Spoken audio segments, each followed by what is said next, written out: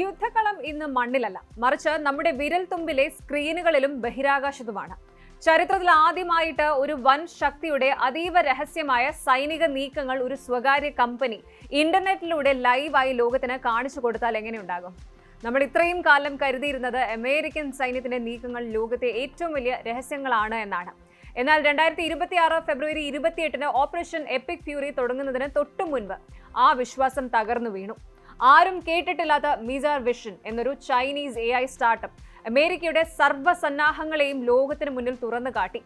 ഇസ്രായേലിലെ രഹസ്യ താവളങ്ങളിൽ എത്ര F-22 വിമാനങ്ങൾ ഉണ്ടെന്നും മെഡിറ്ററേനിയനിൽ USS ജെറാൾഡ് ആർ ഫോർഡ് എവിടെയാണെന്നും അവർ കൃത്യമായി ഇന്റർനെറ്റിൽ പോസ്റ്റ് ചെയ്തു.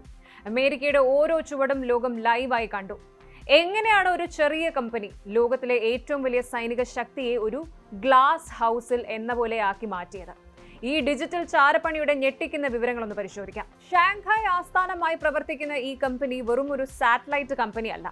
ഇവർ ചെയ്യുന്നത് ജിയോസ്പേഷ്യൽ ഇന്റലിജൻസ് ആണ്. അതായത് ബഹിരാകാശത്തുള്ള നൂറുകണക്കിന് ഉപഗ്രഹങ്ങളിൽ സാറ്റലൈറ്റുകളിൽ നിന്നുള്ള ഡേറ്റ നിർമ്മിത ബുദ്ധി AI ഉപയോഗിച്ച് വിശകലനം ചെയ്യുക.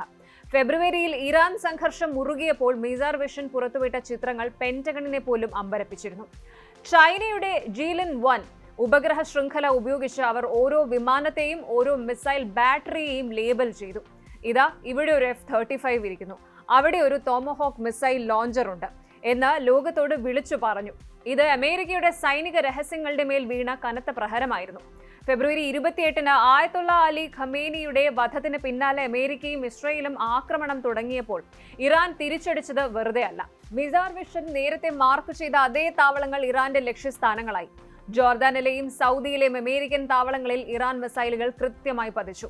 അമേരിക്കയുടെ അഭിമാനമായ AN/TPY-2 റേഡാർ സംവിധാനം ഇറാൻ തകർത്തത് ഇതിന് ഉദാഹരണമാണ്. ഈ താവളത്തിന്റെ ഹൈ റെസല്യൂഷൻ ചിത്രങ്ങൾ മിസാർ വിഷൻ നേരത്തെ തന്നെ പബ്ലിഷ് ചെയ്തിരുന്നു. ഇറാൻ ഈ ഡേറ്റ അവരുടെ മിസൈൽ ഗൈഡൻസ് ആയി ഉപയോഗിച്ചോ എന്ന സംശയം ഇന്ന് ആഗോളതലത്തിൽ വലിയ ചർച്ചയാണ്. പണ്ട് ഇത്തരം ദൃശ്യങ്ങൾ അമേരിക്കൻ കമ്പനികളായ മാക്സിറിനും അതുപോലെ പ്ലാനറ്റ് ലാബ്സിനും മാത്രമേ ലഭ്യമായിരുന്നുള്ളൂ. അവർ അമേരിക്കയുടെ താൽപര്യങ്ങൾക്കായി പലതും മറച്ചുവെച്ചിരുന്നു. എന്നാൽ ചൈനീസ് കമ്പനികൾ വന്നതോടെ ആ കുത്തക അവസാനിച്ചു. ഇതിനെ ഡെമോക്രറ്റൈസേഷൻ ഓഫ് ഇന്റലിജൻസ് എന്ന് വിളിക്കാം.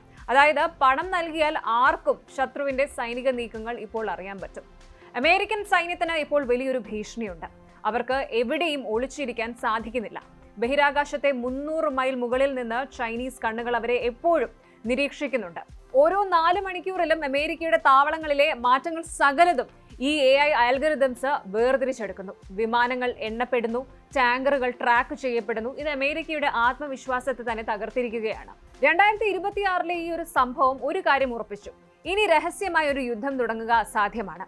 വിവരങ്ങളാണ് ഇന്നത്തെ ഏറ്റവും വലിയ ആയുധം. ഒരു മിസൈൽ അയക്കുന്നതിനേക്കാൾ വലിയ നാശനഷ്ടം ആ മിസൈൽ എവിടെ വരുമെന്ന് നേരത്തെ അറിയിക്കുന്നതിലൂടെ ശത്രുവിന് ചെയ്യാൻ സാധിക്കും. ചൈന തങ്ങളുടെ AI കരുത്ത് ഉപയോഗിച്ച് ഈ യുദ്ധത്തിൽ ഇറാനെ പരോക്ഷമായി സഹായിക്കുകയാണ് ചെയ്തതെന്ന് വ്യക്തം. അതുകൊണ്ട് സുഹൃത്തുക്കളെ, സാങ്കേതിക വിദ്യയുടെ ഈ പുതിയ യുഗത്തിൽ ആരും സുരക്ഷിതരല്ല. വൻ ശക്തികൾ പോലും ബഹിരാകാശത്തെ ചാരക്കണ്ണുകൾക്ക് മുന്നിൽ പകച്ചു നിൽക്കുകയാണ്. വിവരങ്ങൾ ഒരു ആയുധമായി മാറുന്ന ഈ കാലത്ത് ഇനി വരാനിരിക്കുന്ന യുദ്ധങ്ങൾ കമ്പ്യൂട്ടർ സ്ക്രീനുകളിലാണോ തീരുമാനിക്കപ്പെടുക? കണ്ടറിയണം. കൂടുതൽ വാർത്തകൾക്ക് News 18 Keralam YouTube channel subscribe ചെയ്യുക.